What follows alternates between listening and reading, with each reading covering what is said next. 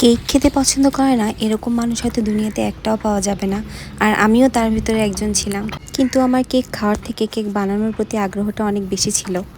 আমি আমার লাইফে ফার্স্ট কেক ট্রাই করেছিলাম ছোটোবেলাতে। আমার মায়েরা তেল কেক বানাতো, সেটাকে আমরা তেল কেক বলতাম, যেটাকে এখন বর্তমানে পাউন্ড কেক বলা হয়। তারা এই কেকটা বানাতে অ্যাটলিস্ট 8 থেকে 9 ঘন্টা লাগিয়ে দিত। প্রথমে তারা ডিম এবং চিনি প্রায় 1 ঘন্টা ধরে বিট করতো হাতে হাতে একটা চামচের সাহায্যে অনেকক্ষণ ধরে তারা বিট করতো। আমাকে প্রায়ই বলতো যে বিট করে দিতে হবে, তোকে এত টাকা দিব, অত টাকা দিব। দেন তারা চুলাতে সেটা বেক করতো প্রায় 1 ঘন্টা ধরে।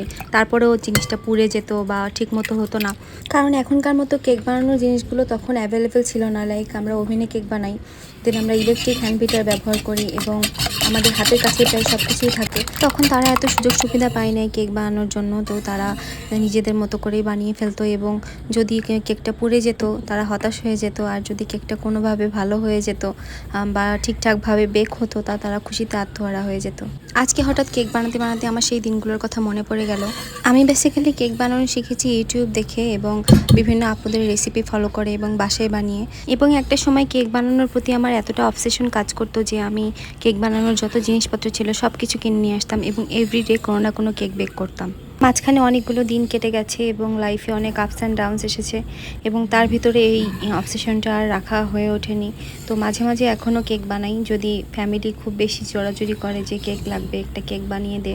আবার আমার ছোটো বোন আছে, সে আমাকে মাঝে মধ্যেই জোর করে যে একটা কেক বানা, খাবো। আমি এই মোকা কেক খুব পছন্দ করি, আমার ম্যাঙ্গো কেক খুব ভালো লাগে, তো ওর জন্য আমি মাঝে মাঝে কেক বানাই। কেক বানানোটা আসলে একটা নেশা, যে যত বেশি বানাবে তার তত বেশি বানাতে ইচ্ছা করবে। তো যেহেতু এটা একটা নেশার মতো কাজ করে, তাই আমি মাঝখানে এটা ছেড়ে দিয়েছিলাম যে এত কেক কে খাবে, এত কেক বানিয়ে কি হবে, আমি তো আর প্রফেশনাল বেকার হব না। তবে প্রফেশনাল বেকারদের মতো না হলেও খেতে কিন্তু খারাপ হয় না, দোকানেরটার থেকে অনেক বেশি ভালো হয় এবং অনেক বেশি হেলদি হয়। তাই আমি আমার আশেপাশে যারা থাকে মাঝে মাঝে তারা বলে আমাদেরকে একটা কেক বানিয়ে দেন, আর আমি সেটা বানিয়ে দিই। আমার খুব ভালো লাগে। এটা আমার পেশা না, এটা আমার একটা নেশার মতো, আমার কাছে ভালো লাগে বানাতে। এই কেক বানানোর পিছনে যতটা এফোর্ট এবং সময় আমি দিয়েছি, এতটা এফোর্ট এবং সময় যদি আমি আমার লেখাপড়ার পিছনে দিতাম তো নিঃসন্দেহে আমি আজকে একজন নাসার বিজ্ঞানী হয়ে যেতাম। যাই হোক, আফসোস করে লাভ নাই। তবে নাসার বিজ্ঞানী হতে পারিনি তো কি হয়েছে, আমার ফ্যামিলির চাহিদা তো আমি পূরণ করতে পারি। বিভিন্ন অকেশনে, ফাংশনে অথবা কারোর বার্থডেতে আমি আমার কেকটা প্রেজেন্ট করি এবং তারা খুব খুশি হয়ে যায়। এটাই আমার জন্য অনেক কিছু। আর দোকানের কেকগুলোতে তো আমরা সবাই জানি যে ওরা কোনো হাইজিন মেনটেন করে না এবং এরা কেক বেস এবং ক্রিম কীভাবে বানায় আমরা সেটা জানি না। তো এখন যেহেতু কেক টুলসগুলো মোটামুটি সব জায়গাতেই অ্যাভেলেবেল, তো হাতের কাছে কিছু জিনিসপত্র থাকলেই খুব ভালো মানের একটা কেক বানিয়ে ফেলা যায়। তো আমাদের ফাংশনে অথবা বার্থডেতে অথবা যে কোনো অকেশনে আমরা যদি কেক কিনে আনতে চাই, তো কেনার থেকে আমার মনে হয় বাসাতে বানিয়ে নেওয়া সব থেকে ভালো। আর যারা একটু ইউটিউব দেখে কষ্ট করে কেক বানানোটা শিখে নিতে পারবেন, তাদের জন্য তো এটা একটা ব্লেসিং। আমাদের আর কোথাও যেতে হবে না, ঘরে বসেই আমরা এটা বানিয়ে ফেলতে পারবো।